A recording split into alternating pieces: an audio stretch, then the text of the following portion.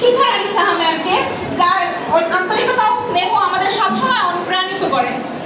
ধন্যবাদ জানাচ্ছি উদ্ভিদ বিজ্ঞান বিভাগের নাসির কাজী নাসির মাহমুদ হোসেন স্যারকে, যিনি শুধুমাত্র